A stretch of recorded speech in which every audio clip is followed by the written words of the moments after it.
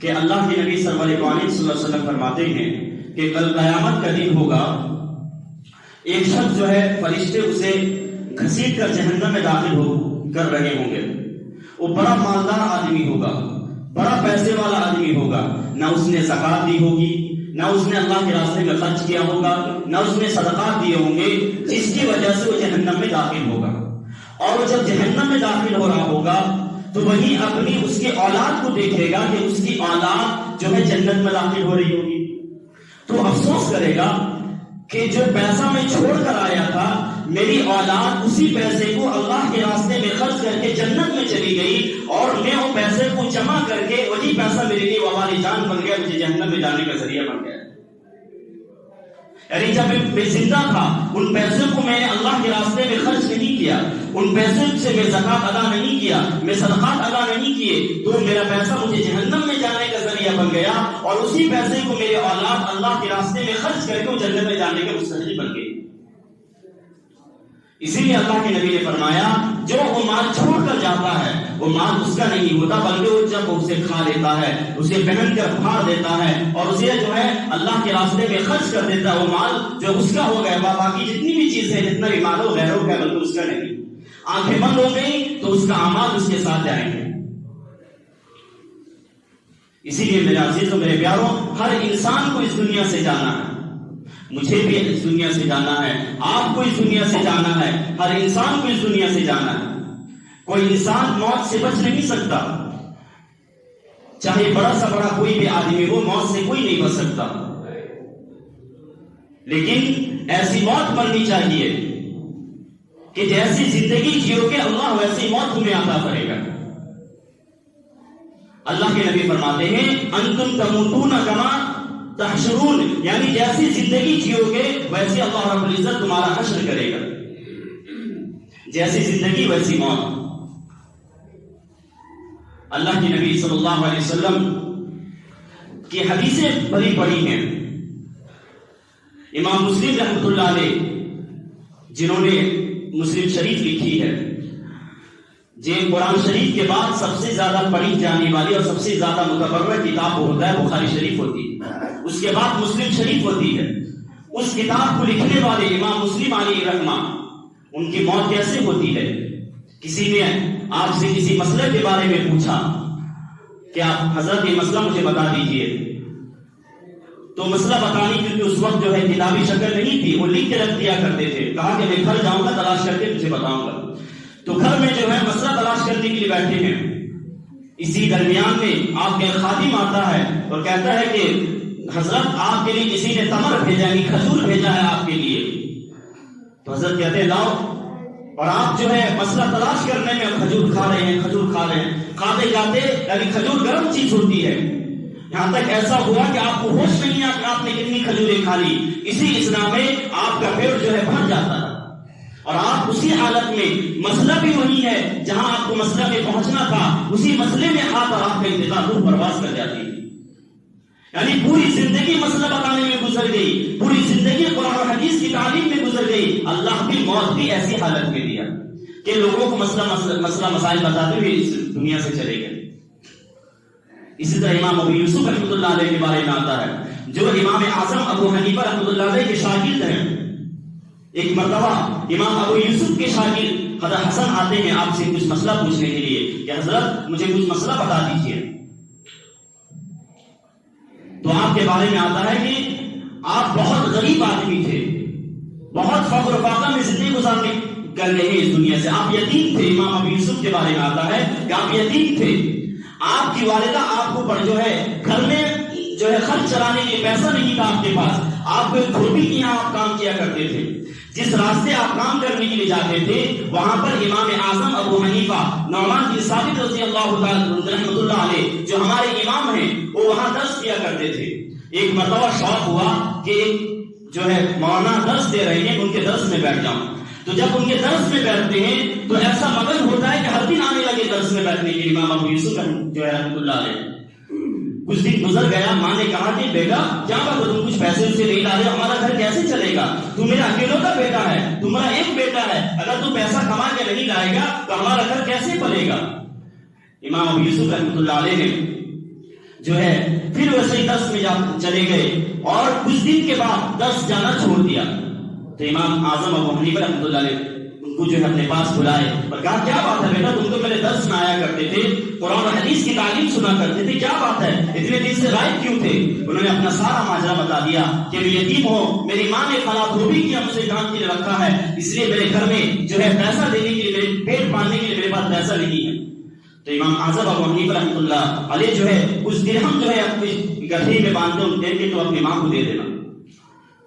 پھر اسی طرح درس میں آیا کرتے تھے، یہاں تک کہ ایسا وقت ہوا کہ وقت کے امام ابو یوسف بن گئے. امام اعظم ابو حنیفہ رحمۃ اللہ علیہ کے بارے میں آتا ہے کہ جب ان کا انتقال ہوا تو 1200 گھرانہ ایسا ہے جن کی کفالت کیا کرتے تھے.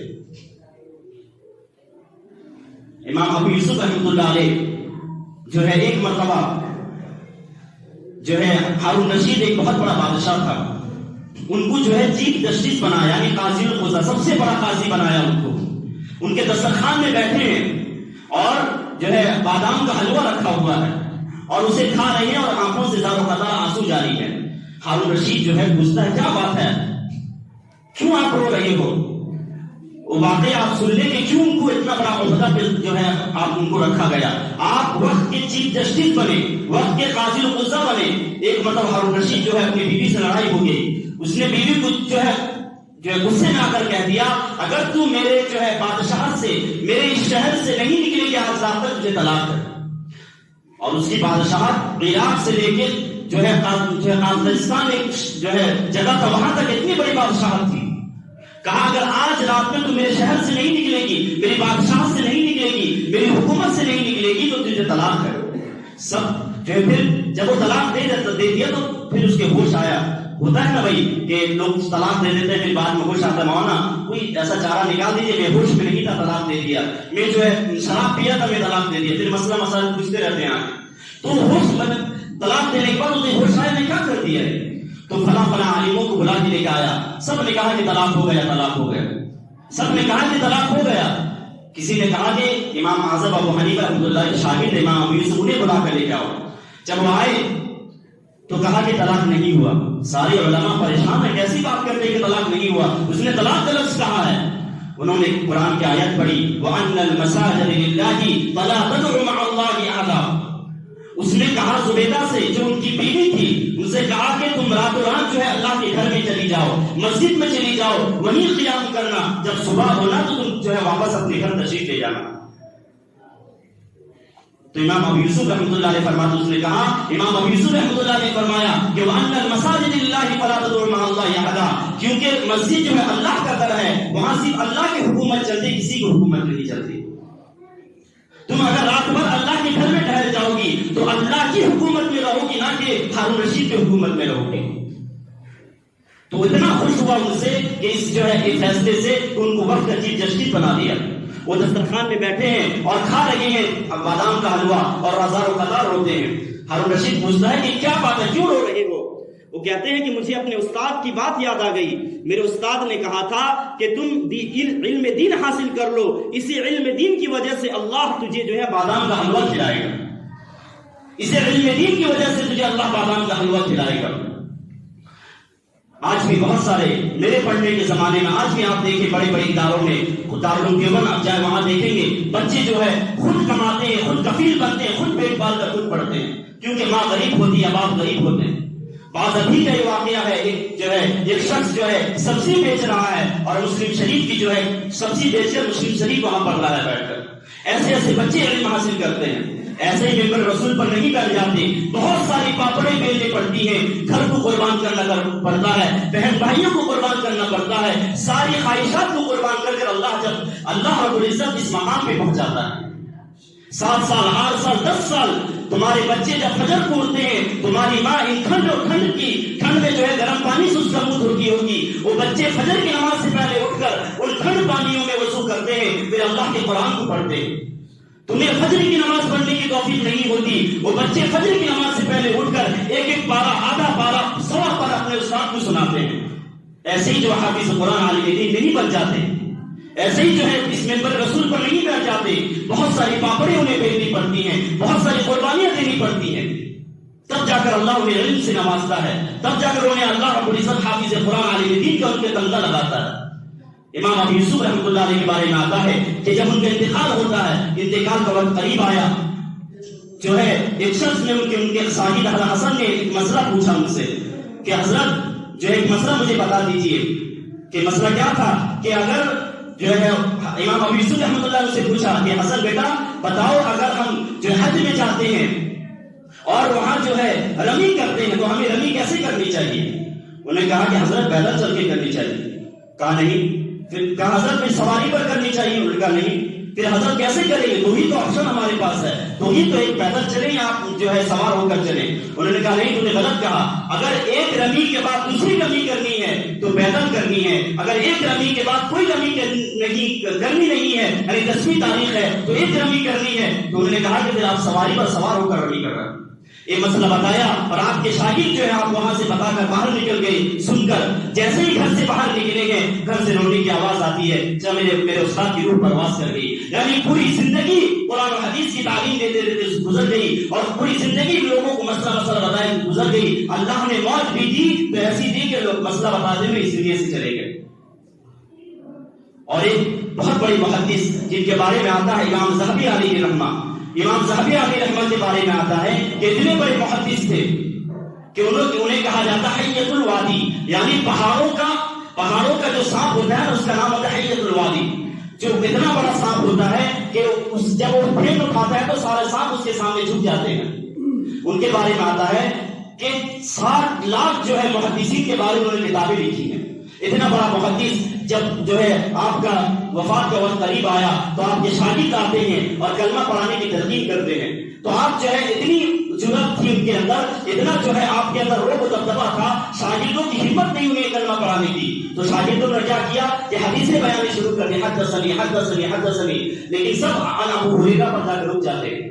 جب حالات سکرات میں پہنچتے ہیں، جب آپ کو کچھ جو ہے افاقہ ہوتا ہے تو آپ آنکھ کھولتے ہیں، آنکھ کھولنے کے بعد آپ نے اپنے حدیث سے پڑھنا شروع کی، حدثنی عن ابو ہریرہ رضی اللہ تعالی عنہ قال قال رسول اللہ صلی اللہ علیہ وسلم انه قال من كان لا الہ الا اللہ دخل الجنہ، کہ جس کا آخری کلمہ لا الہ الا اللہ ہوگا، یعنی موت کے وقت جس کا آخری کلمہ لا الہ الا اللہ ہوگا، دخل الجنہ، وہ جنت میں داخل ہوگا۔ جیسے ہی دخل الجنہ کا لفظ منہ سے نکلتا ہے اللہ روح پرواز کر لیتا ہے۔ تو اللہ رب العزت سے ایسی موت ہمیں مانگنی چاہیے کہ اللہ کے نبی فرماتے ہیں کہ انتم تموتون کما تحشرون، کہ جیسے جیو گے اللہ ویسی موت دے گی۔ تم نماز پڑھنے والے ہوگے اللہ تمہیں سجدے کی حالت میں موت دے گی، تم زکات دینے والے ہوگے اللہ کے راستے میں تمہیں اللہ موت دے گی، تم اگر اللہ کے راستے سے ہٹے ہوئے ہوگے، دین سے بے رغبتی ہوگی، پھر اللہ تمہیں کتا اور سور بنا کر اس دنیا سے لے گا۔ اسی لیے میرے بھائیوں میرے عزیزوں، زندگی کو اگر اچھی موت چاہتے ہو تو جو ہے اللہ کے حکموں پر چلو، اللہ کے بتائے ہوئے طریقے پر چلو۔ نبی کریم صلی اللہ علیہ وسلم کی زندگی کو جو ہے بتائیں گے، ان زندگی پر چلو گے تو اللہ تمہیں ویسی موت عطا کرے گی۔ اگر اللہ کے طریقے سے ہٹو گے تو پھر اللہ ایسی موت عطا نہیں کرے گی، پھر پیسہ کر کے اس دنیا سے چلے جاؤ گے، وہی پیسہ کل قیامت